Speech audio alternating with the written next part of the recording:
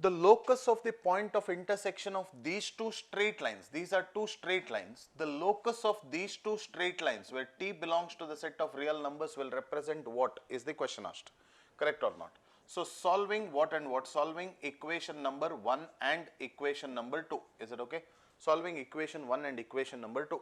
So how do we solve? Tx minus 2y minus 3t, this is equal to 0, and x minus of 2ty, x minus 2ty plus 3, that is equal to 0. This is what equation number 1, this is equation number 2. What we'll do, we'll multiply this entire equation by t, multiply this entire equation by t. So tx minus 2y minus 3t is equal to 0 will be as it is.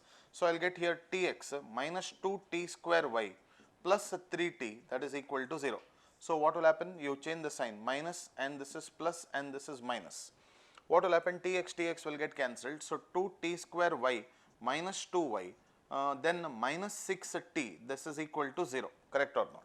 So if I take divide by 2, if I divide by 2, what do you get now? T square y minus 3t, this is equal to 0, right?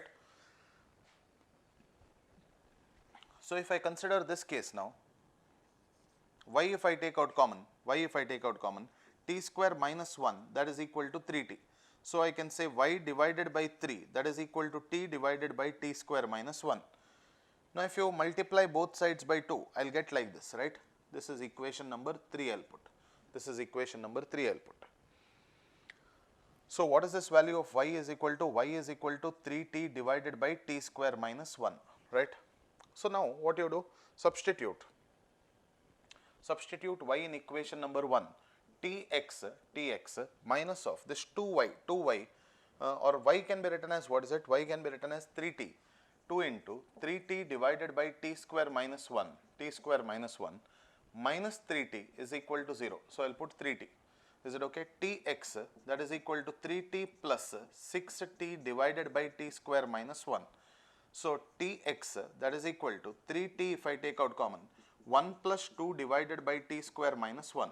So what will happen? This t and t will get cancelled. So x divided by 3, that is equal to t square minus 1 plus 2 divided by t square minus 1. X divided by 3 is equal to t square plus 1 divided by t square minus 1. If you can basically see this, this is what equation number 4. I will put like this. Alright. Now the question is asking you 4 options. If you see, what is the locus representing is the question asked. Hyperbola with the length of the conjugate axis 3. Now what you have to do? We have to see hyperbola with the length of the conjugate axis 3. Length of the conjugate axis 3. So what we will do? X divided by 3 the whole square. Checking for option number 1. Minus of, what is it? 2y divided by 3 the whole square. If I do this, what do I get? I'll get t square. I'll get t square plus 1 divided by t square minus 1 the whole square, minus of 2t divided by t square minus 1 the whole square, right? So what is this answer? T to the power 4 plus 1 plus 2t square minus of 2t square minus of 4t square, right? Minus of 4t square divided by t square minus 1 the whole square.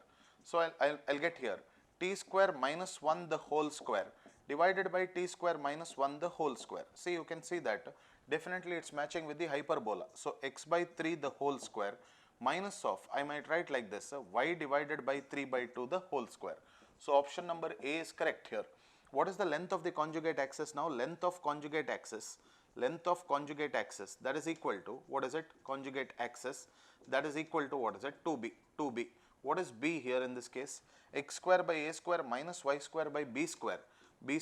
So b is 3 by 2. So what is this? Length of the conjugate axis is 3 units. So what is the option that you mark? Option number A is correct.